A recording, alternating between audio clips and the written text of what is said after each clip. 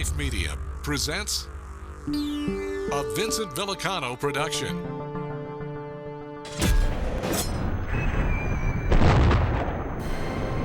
The all-new documentary drama, Oilfield Ruffnecks, the true story.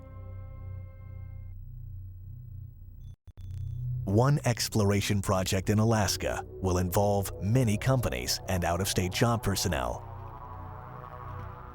These drilling operations and the development of new gas and oil pipelines will have imperative benefits in the support of our nation's national security, jobs, economy, and future domestic energy for our nation. From Seattle, Washington to New York City, an arrangement of many companies and highly skilled personnel will work together to achieve the goal on meeting the demands of this single drilling operation. I feel like that's, the general public's view of oil and stuff, is they know they get it at the pump. There's just so much information that they don't have about what we do out here and what it takes, and the danger and skill and science involved. There is a large menu of available and newly created jobs and employment positions for every personality type in this vast energy industry. I'm a human resources representative for a large major oil company, working with pretty much any employee needs that they may have. Oil, gas, and drilling industry, we continue to have a large demand for jobs and hiring, anywhere from the oil field operator that's out in the field working on the actual pumping units or doing drilling, up through to the engineer, geologist, managers, and then many support people that work in the technical area, whether that's computer skills, whether that is payroll skills, the full gamut. In particular, the core jobs that we look for are those drilling people, the engineers, those college recruits that we bring in after they've spent 4 to 5 years in school. Recently, we did some recruiting at one of our local colleges through the math and science departments, and it continues to be surprising the number of students there that don't understand the longevity of the oil industry and the opportunities that are developing and continue to be there. They hear what's out in the media. Prices will continue to rise into the summer. And thinking that oil is bad, and I don't want to be associated with that, what's thought of as bad, versus it's an opportunity, and the energy field in itself is very interesting. For many, a great opportunity. It's just unfortunate that some of the professors that tend to downplay it, tend to say it's bad, that will influence those young people in determining their career. Oil's going to be here for a long time to come. Well, I'm a graduate and registered mechanical engineer in the state of California. I have worked in the oil business for nearly 40 years. Yeah, it's been a fabulous education. I always have said that there is no business that I've ever seen that is as broad and as broadening as the petroleum business, especially for enhanced recovery.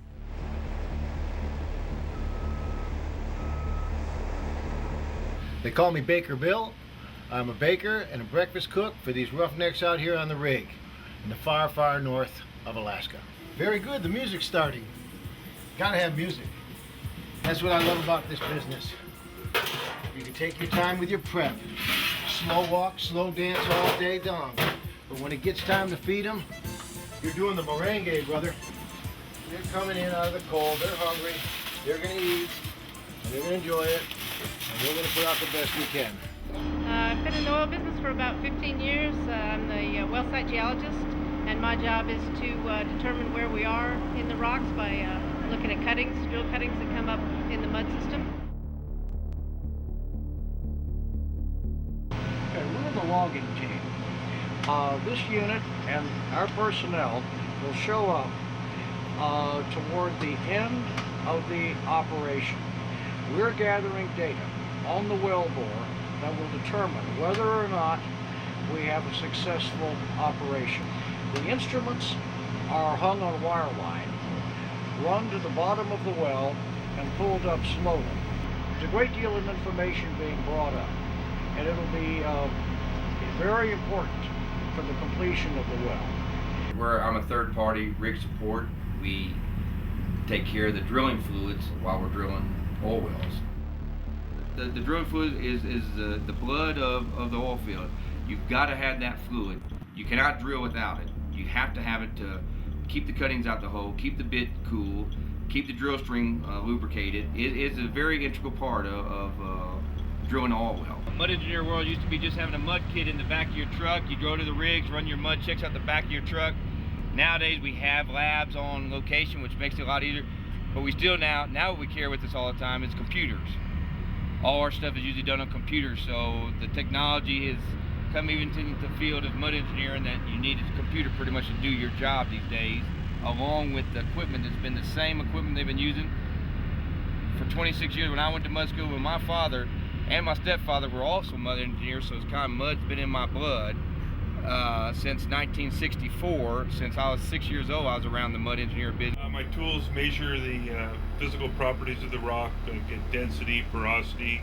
We measure naturally occurring gamma rays that help identify whether it's a sand or a shale, and all this data is used later by the geologists and geophysicists and petrophysicists to decide if it's worth drilling more wells and if we can produce any oil out of it. I'm a case and running technician, case and drive system for Tesco, proprietary system. There's some other companies that have the same stuff, but Tesco was the first one to come out with it. The reason this tool is a special tool is because we have the ability to rotate and reciprocate and pump through it at the same time. So hopefully it'll get us through any bad zones. It's a good tool. It just gives you more options to get the case to the bottom, which is Tesco's motto, I guess, better ways to bottom.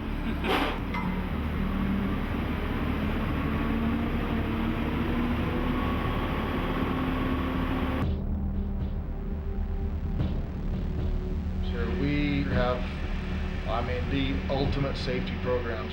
Everything we do, it's a one meeting after another. It's a procedure versus JSAs, job safety analysis. We have to think about safety first, then go do the work. They all have to do this. Everybody has to do this, and they all have it rig specific. They've got different ideas about safety, and some of them are probably pretty good ideas. Yep. So keep an open mind with that stuff too. They pay us to be safe. They pay us good money to use the tools that they furnish. Who cares if you look like the Michelin Man when you walk across the rig floor? That's what they're paying you to do. I use what experience I do have on the drilling rigs and pass that on and help as much as I can in different areas and to make it a safer and more productive workplace, and hope that the people that have more experience than I do will do the same for me. Any lessons learned yesterday?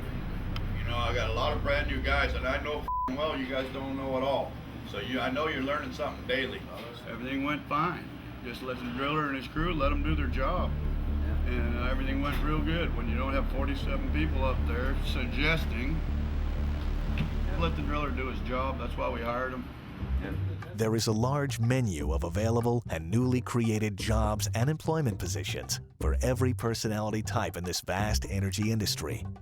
These job opportunities start from conservative executive white-collar in-town office administrative positions. I'm a human resources representative for a large major oil company.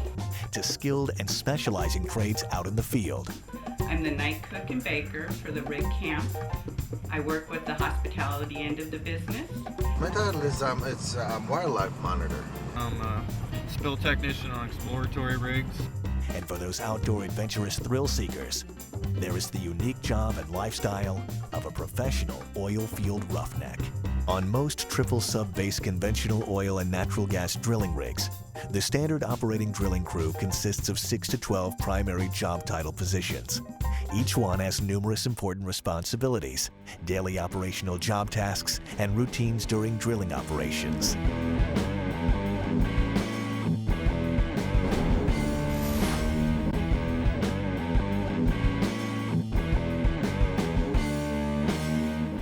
Responsible for the entire rig, its crews. As a driller, I'm responsible for the crew, what they're doing, their business.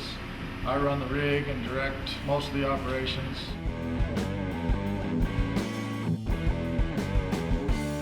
Compared to what most people have to work on, I'm truly blessed. yeah, truly blessed to work here.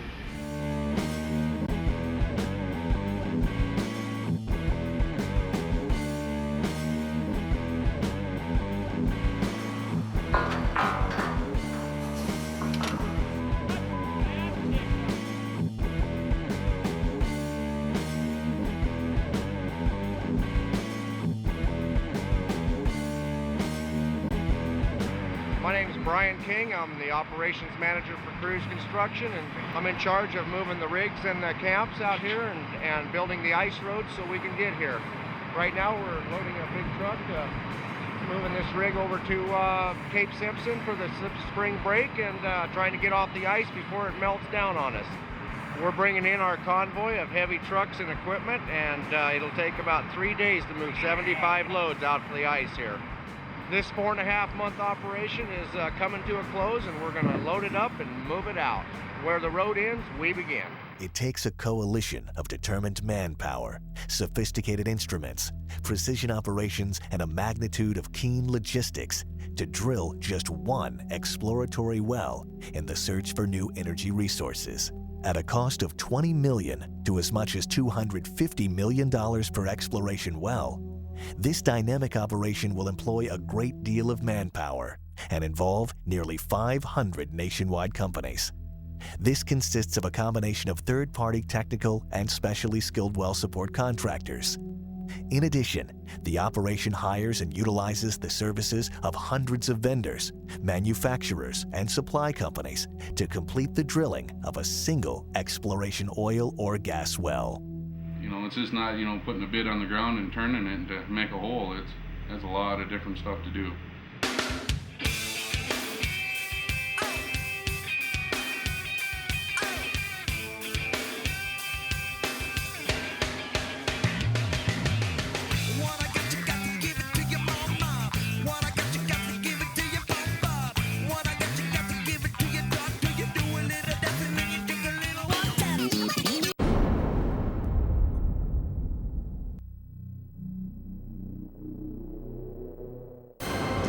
Documentary drama, Oilfield Ruffnecks. The true story